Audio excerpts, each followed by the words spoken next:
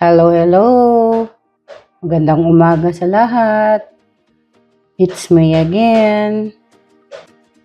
Tayo po ay magluluto ng igado. Igadong version ng Ilocano. Ibabad po muna natin tong karni. Lagay po yung bawang. Lagay ang paminta. At soy sauce.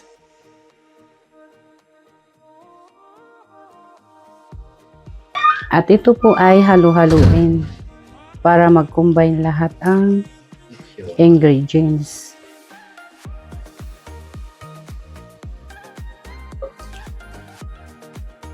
Tansya-tansya lang po para hindi siya maalat. Tama lang. At ito po ay isit aside ng 30 minutes. At ito naman po yung liver. Ibabad lang po natin ng suka para matanggalan po siya ng lansa.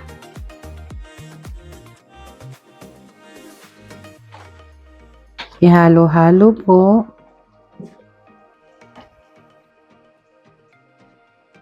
At ibabad din po ng within 30 minutes. A few moments later. Ngayon po, iprito po muna natin yung atay ng baboy. Hinugasan po namin bago namin iprito yan para po hindi po sumama yung lansa.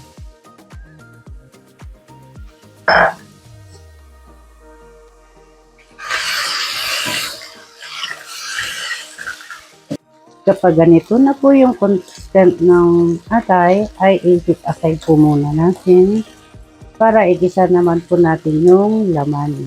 At the same pinagprituhan, lagyan ulit ng konting mantika para igisa po yung bawang. Ilagay din po natin yung sibuyas.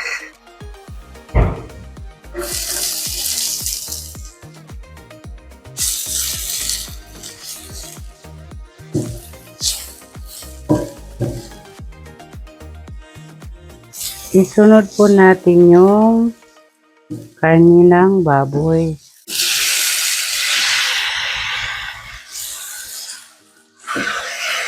Ihalo-halo po muna natin hanggang sa lumabas po yung aroma ng bawang at karni.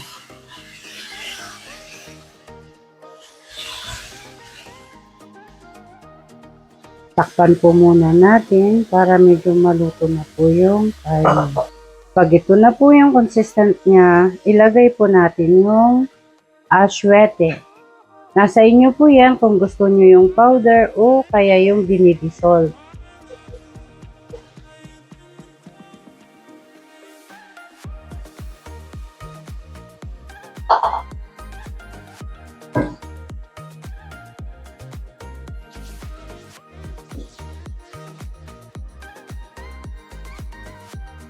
Pagkatapos pong ilagay ang aswete ay isunod po natin yung tubig para po pakuluin natin hanggang sa lumambot yung karne. 2 cups of water po yan para hanggang sa paglambot ng karne.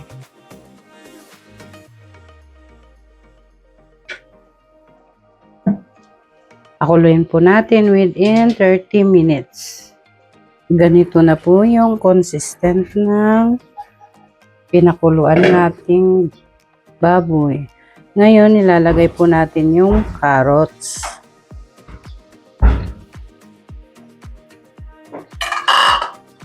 Sunod po natin yung bell pepper.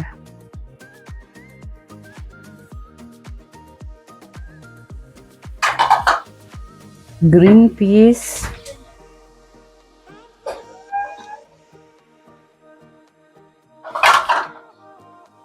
At ihalo-halo po ng konti, tapos takpan po para maluto po yung mga gulay. Tapos, isunod po natin ilagay yung patis pampalasa.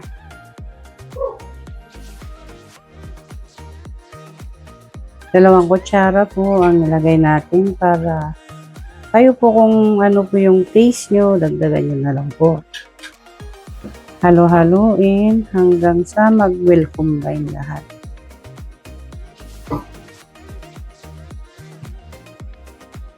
Sunod po natin ilagay ay ang liver ng baboy. Ito po yung prinito natin kanina.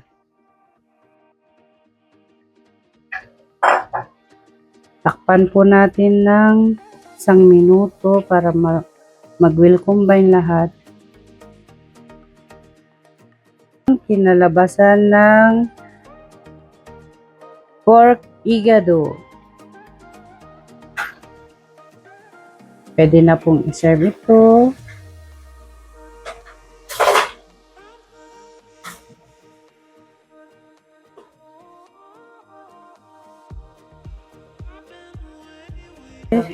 Here is the final higado.